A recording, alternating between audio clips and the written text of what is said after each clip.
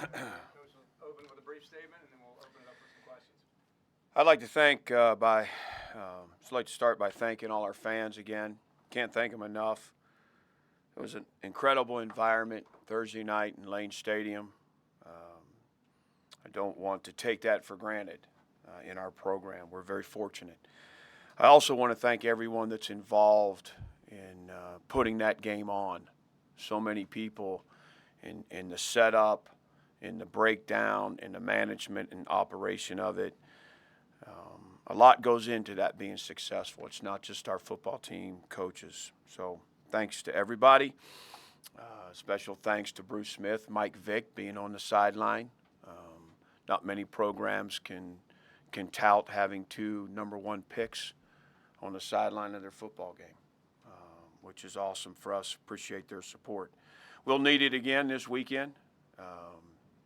Homecoming, quality opponent, in conference, Maroon Effect, sellout, breast cancer awareness, so much going on again in Lane Stadium. An awesome opportunity for our football program against a very good football team. So, Coach Key, I've known him for a while, tremendous respect. Much like myself, he's invested in Georgia Tech for a lot of reasons, personal reasons. And he's done a nice job, did a good job last year. He's been super competitive this year, each game. And I know we'll have a good football team come in here. So I'll take some questions.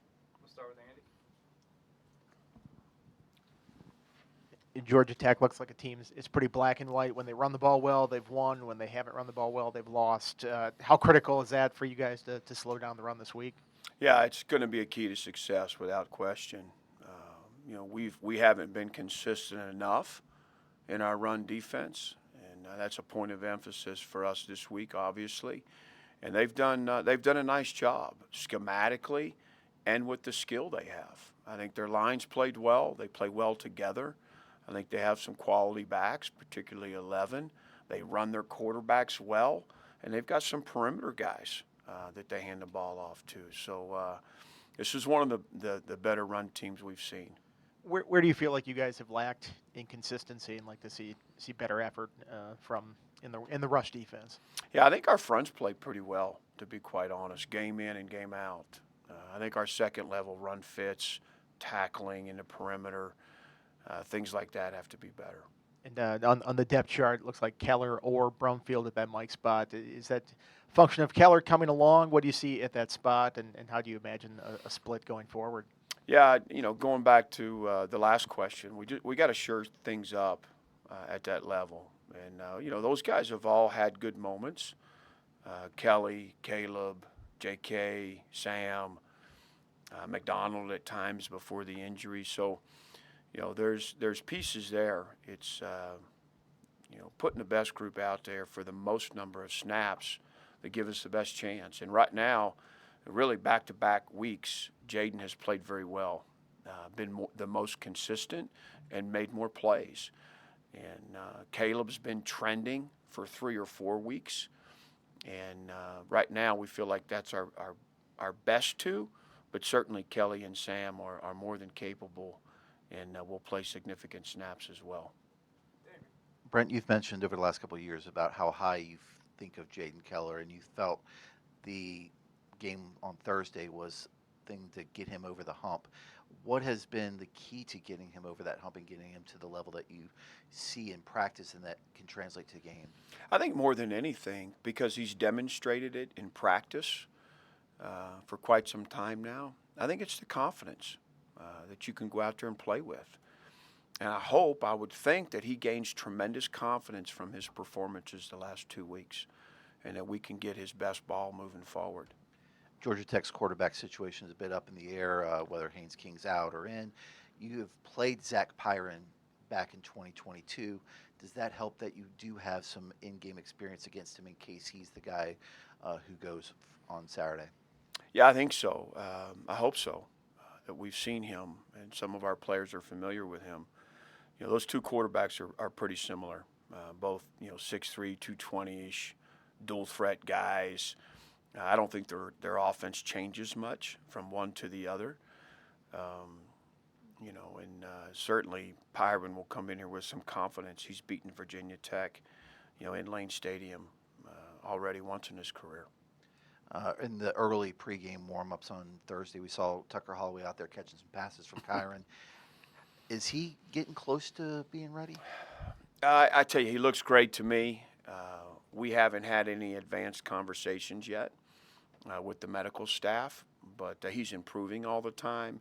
I see him doing more and more off on the side, but he's not practicing, in practice, garnering reps with our team yet.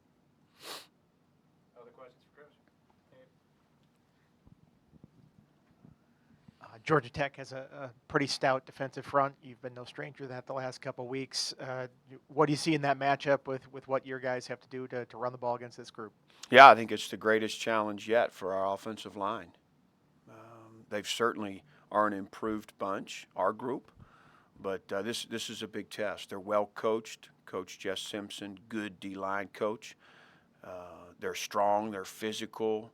They have explosiveness. We're going to be challenged. What has been the key, do you think, for your offensive line coming together and playing better the last couple of weeks? Yeah, I think their practice habits are some of the best on the team.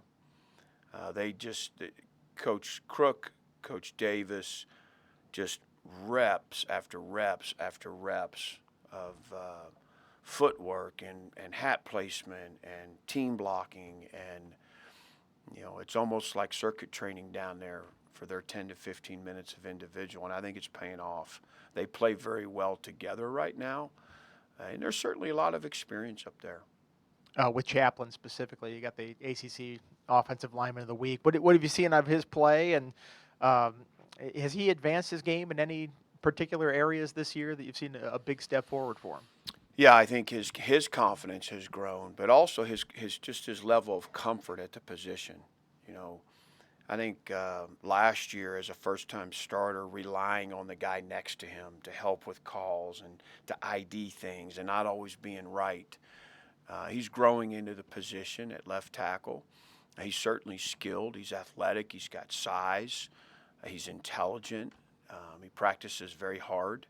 I think it's the experience and the comfort level that's starting to pay off and allow him to play a little faster. I'm curious, after the way you guys won on Thursday night, what was your message kind of to the group coming back in on Sunday, Saturday, regrouping? Obviously played well and won, but there were some penalties and some turnovers, some things to clean up.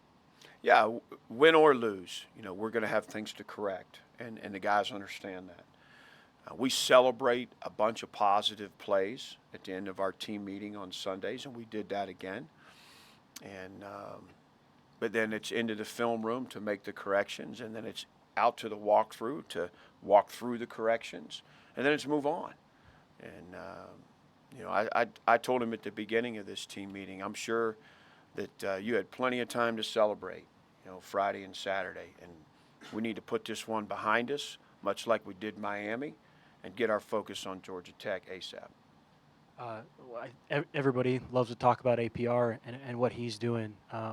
But, 20 and a half sacks in about 20 games. How does it ever shock you, like how well he actually is performing? Obviously, we've seen him go out and do it, but when you look at the all-time sack numbers at Virginia Tech, he's climbing up the list rapidly. Yeah, no, I'm not surprised. I think, his skill set, the way he works at his craft, the emphasis we put on it. I think the history here at Virginia Tech with rushing the quarterback, the history in this structure, rushing the quarterback, it's part of who we need to be. And I'm happy for him, and he certainly has done a tremendous job. But it's also goes along with the type of defense, the caliber of defense we need to play, year in and year out with here at Virginia Tech. Let's go Colby and then Brooke. With 5 games left, it starts to bring in the conversation of the 4-game redshirt rule. Have any of the true freshmen or even a guy like Tucker or Braylon sort of jumped off the page this week or soon to sort of get packages in for them? Yeah, that's a great question. It's been a conversation for the last couple weeks where we could use some of those guys. Braylon Johnson's played a couple of games now. We've got, Gabe Williams and Josh Clark and Chance Wiggins and Keelan Adams, among others, that have been practicing and are listed on our depth chart on special teams right now and working at a particular position so that when we activate those guys, they have a chance to help us for our sake and also to gain some experience. And just also, is there an update on C.J. McCray? Didn't see any snaps against Boston College. Yeah, right now he's just down the depth chart a little bit. He works his butt off. He's a great practice player. We're giving Asen an opportunity right now, but CJ's certainly on the ready and is one play away from playing a bunch of football again. I just wanted to kind of elaborate on what Andy asked about the offensive line, but just in general, the run game, what do you feel like kind of made that impact game, whether it's Bashal being healthy, or do you feel like the offensive line is finally coming together and gelling, or a different play call strategy? What did you see on Thursday? I think it's a combination of all those things that you mentioned, Brooke, and the tight ends blocking. Benji's done a great job. Harry's helped us. And the perimeter blocking by the wide receivers. Very proud of it. They've embraced it. They've owned it. They've turned some of those runs that would be 8 to 10 yard runs into explosive plays by what they're doing on the perimeter. So I think the play calling, the plan through the week has been good. I think we've got the ball to a lot of different guys, not just Bashal. When you look at what Quan did on the sweep and Jay Lane and Aiden Green and, mixing it up a little bit. I think you see what Coney did at the end of the game. Malachi certainly has had some success. So the quarterbacks have had success. So there's a combination of a lot of things right now. Certainly it starts up front and with the O-line, with Bashal, but there's a lot of things that I think are happening that are allowing us to run the ball better. Wanted to ask a follow-up on Xavier and what makes him so good as a left tackle and allows him to be a blindside protector and also get some good blocks on those run plays.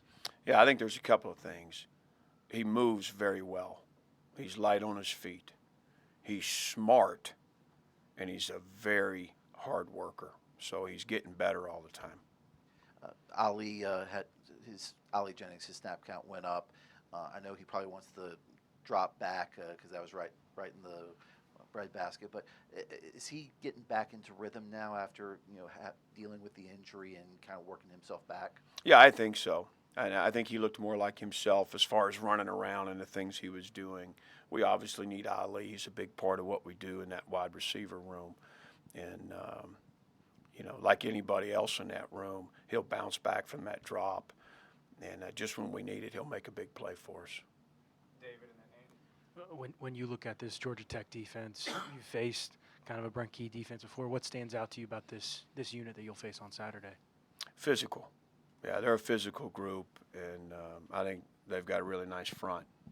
When you can put a good front out there, you got a good chance to get people off schedule and merit some stops, minimize scores, and they certainly have that. They're well coached. Coach Santucci, their defensive coordinator, good school he comes from, been around a lot of good coaches, did a nice job at his previous stop. And he's got these guys playing sound, playing hard. It's a good group. I think it was Keller who got flagged for the hit on the quarterback right on the sideline, where it was pretty borderline whether he was actually out of bounds when he's making contact there. And I asked because you see in the NFL some of these games, like Mahomes is going to the outside, nobody hits him, and then he kind of sneaks up the sideline. How do you teach that as a defensive coach when you hit a guy and he's sort of inbounds and you get flagged for it, and if you potentially let him go, maybe he sneaks down the sideline still? Yeah, that was a questionable call. We talked to our guys about don't put it in the hands of the official. So where you can err on the side of, making sure they see that you're trying to do the right thing. When you watch that play, every indication from JK is that the quarterback's coming at him. I don't know if he's baiting him or what, but you got to find a way to capture him, but minimize the collision. And I disagreed with that play. We turned that one in. I mean, you say that. Can you flip a switch like that when you're on the field? It's When you're- hard, yeah. And I tell guys, it's same with Josh Fuga's penalty. That thing can go either way. You see those called, you see them not called. Does he have a chance to twist his body and minimize how much he really comes down on the quarterback? Maybe not wrap him. Maybe come down on your elbows, turn to the side when you fall. Any of those things can make the difference. It's a judgment call by the official. So where you can show some type of, just intelligent effort to minimize a penalty like that, I think hopefully they appreciate it. Damien. Brent, this is the first time since the 2019 season Virginia Tech team has forced turnovers in 6 consecutive games. What's been a key for your group in being able to get takeaways? Yeah, first of all, it starts with Coach Marv and the staff. They work at it like crazy. Pre-practice, in practice, they've stayed consistent with the drills. If you come out to our practice, you're going to see some of the same things happening all the time, and the guys are getting better and better at it. And then the second piece is, we're always coaching that things happen around the ball, that you got a knife, you got a blade, you got a rip, you got to get to the ball. You never know till you know. You got to be there when it happens, and the guys have done a good job with that. Do you feel the uptick in takeaways this season is in large part because the quarterbacks have a shorter clock in their head because of the pass rush coming at them? Yeah, that could be. I think when you're looking at us and our front and APR, I think I hope we've got people thinking we can't just drop back and take our time and throw the football. You would hope that we're making them plan for that, take away one of our strengths, and that allows us to do some other things. Anything else for Coach? Thanks, Coach Pry. All right, appreciate it.